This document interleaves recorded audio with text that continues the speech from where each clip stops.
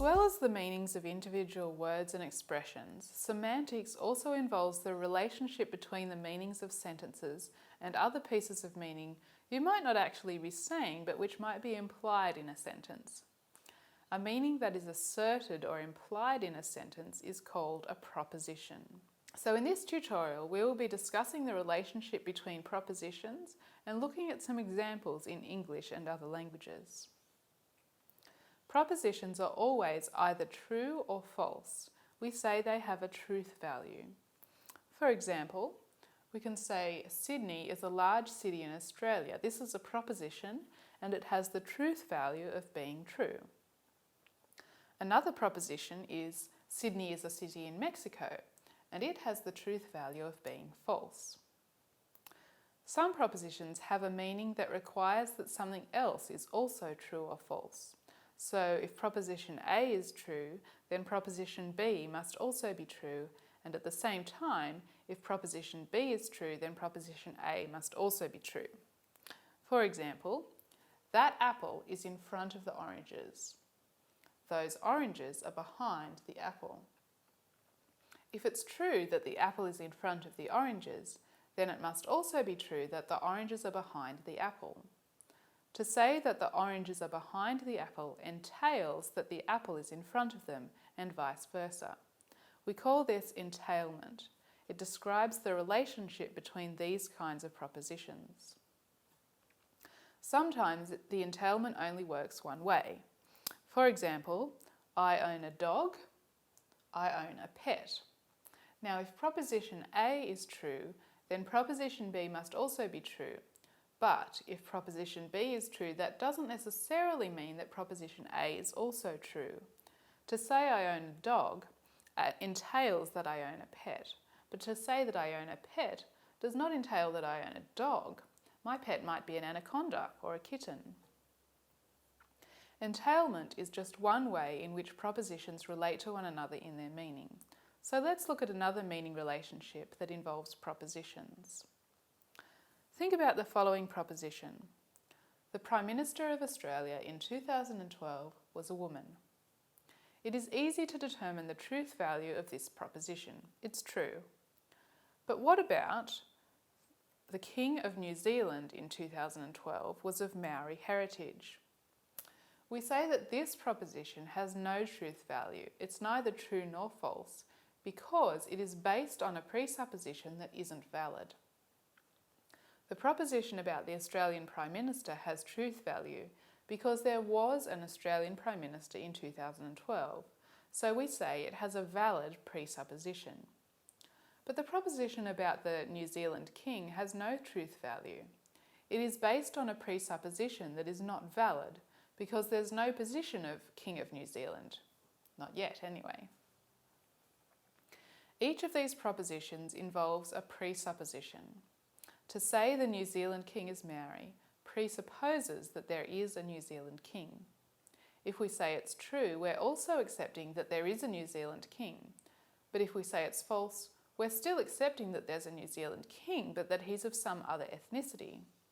So, to say the New Zealand King is not Maori presupposes that there is a New Zealand King just as much as the positive proposition. So, statements can have presuppositions.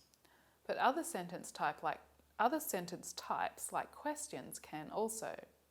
For example, do you like the current King of New Zealand?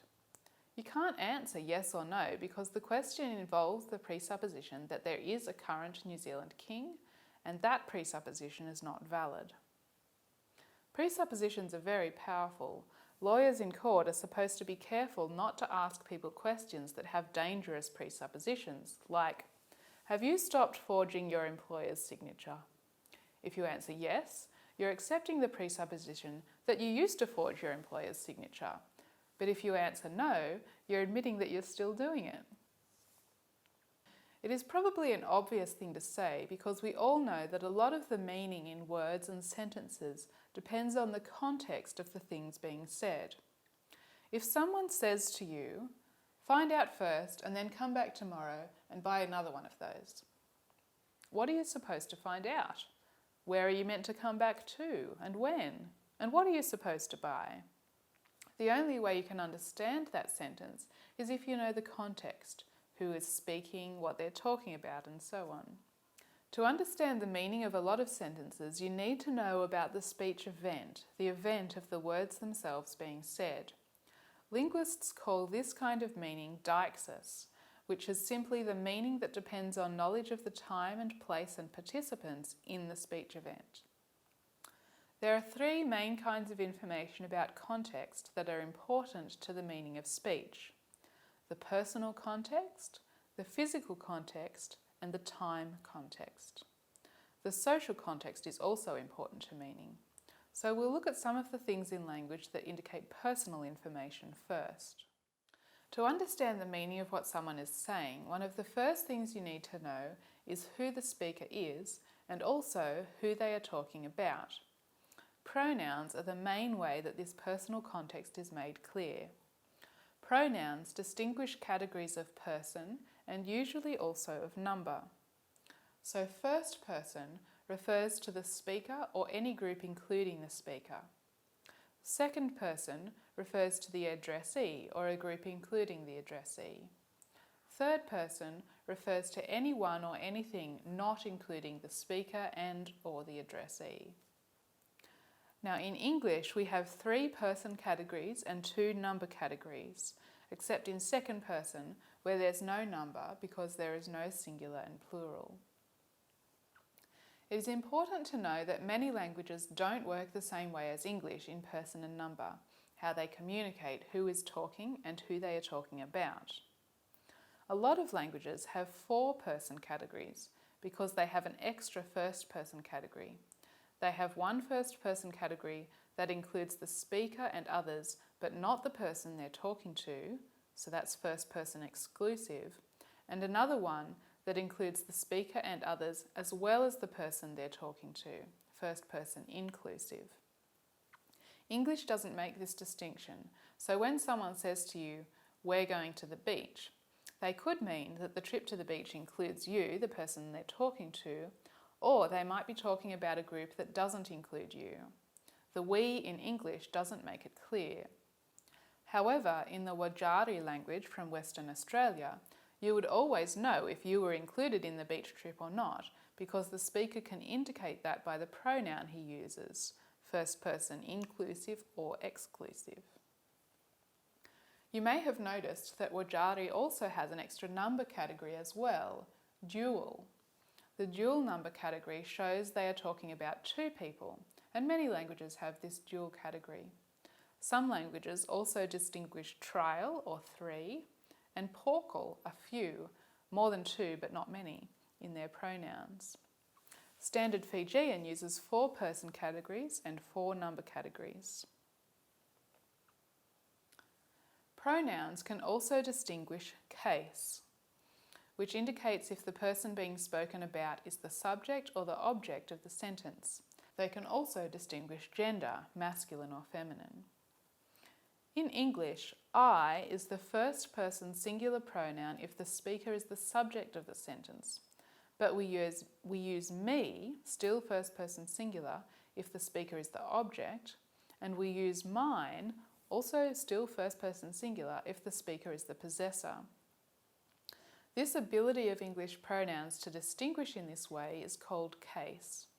Not all languages have case. Many just use the same pronouns regardless of case, like Fijian. You can see here in the table of English pronouns that we distinguish 3 categories of gender, but only in third person singular, masculine, feminine and neutral. Now French only distinguishes 2 gender categories, and again only in third person singular. Some languages distinguish gender in other person or number categories as well. For example, Arabic distinguishes gender in second person singular, second person plural, and third person plural. As we have seen, all languages use pronouns to make it clear who is speaking and whom they are speaking about, but they work in different ways to communicate this personal context. Next, we'll see how languages indicate other important information about the context of what is being said. There are indicators in languages that help to locate an event or object in physical space, and we'll look at some examples of these. The actual speech context, where the thing is being said, also adds to the physical context of a sentence. Some verbs of motion have locative meanings. Come means move towards the location where the word come is uttered. Go means move away from a location, the default location being the location where the word go is uttered. There are also locative adverbs, adverbs of location, that tell us things about physical location. Here refers to a location near the place where it is uttered. There refers to a location away from the place where it is uttered. Many languages have more locative adverbs than English. Some examples are Southern Sotho, a Niger-Congo language, which distinguishes degrees of distance with its locative adverbs. It has here, near the speech event, there, a little way away from the speech event, and there, a long way away from the speech event. Japanese has 3 types of locative adverbs that relate to the person speaking and also to the personal context. So they have here, near the speaker, first person, there, near the one being spoken to, second person, and there, away from the speech event, third person. Some languages distinguish many more than 3 categories of distance, and some combine both distance-based and person-based dimensions, like Hausa, an Afro-Asiatic language. They have here, near the speaker, there, near the one being spoken to, there, a little way away from the speech event, and there, a long way away from the speech event. Other languages have much more complex systems that include elements of relative height, relationship to the directions of rivers or locations of coastlines, movement away from or towards, and other factors. The Ata language, spoken by people who live along narrow river valleys in the mountains of PNG, commonly uses the locative adverbs to'o, upstream, and nuna, downstream, relating the direction to the flow of the river, which is a constant reference point in their world. Demonstratives refer to things and where they are in relation to the location of speaking, and we have 2 demonstrative categories in English. Some languages distinguish more demonstrative categories, like Tlingit from Alaska. It has this near the speaker, that near the addressee, that a little way away, and that a long way away. Other languages have even more categories, like Kokota from the Solomon Islands, which has 5 distant categories. So this touching, this within reach, that nearby, that visible, and that not visible. Some languages have ways of expressing a relationship with the speaker that is not in space or time, but in society. For example, some European languages have second-person pronouns that distinguish social distance from the speaker. So in German, the more familiar way to say you is du, singular, or ihr, plural. However, if you are being more polite or formal, you would use sie, both singular and plural. Some East Asian languages express the complex social hierarchies that exist in those cultures. For example, Javanese, an Austronesian language from Java, has different first-person singular and second-person singular pronouns depending on whether the speaker is higher in the social hierarchy than the addressee, or on the same level, or lower. And the way these terms interact is very complex. Javanese social distance requires the use of many completely different words for the same meaning, depending on their social status compared to the speaker. This feature of the language reflects the great importance that is placed on social status in the Javanese culture. There are words and phrases that we use to locate events in time in relation to the moment of the speech event. Some of these in English are now, meaning roughly at the time the word now is said. Then means at a time other than when the word then is said. Tomorrow means the day following the day when the word tomorrow is said. And last week means the week before the week during which the phrase is said. Now you've probably heard of tense. It is a grammatical system of locating events in time in relation to the moment of speaking. Past tense, like in the word walked, locates the event of walking some time before the moment of speaking. Different languages differ quite a bit in the way they express tense. Many languages, like Fijian and Hindi, have three tenses, past, present and future. But some languages have no tense system at all, like Thai and Vietnamese. Many languages have only two tenses. If a language has only two tenses, it almost always distinguishes past versus non-past, and Japanese is an example of that. Many languages have more than one past tense. Some languages have more than one future tense, but an interesting fact is that languages never have more future tenses than past tenses. Some languages distinguish many tenses. For example, Rotokas from Bougainville has 4 past tenses and 2 future tenses.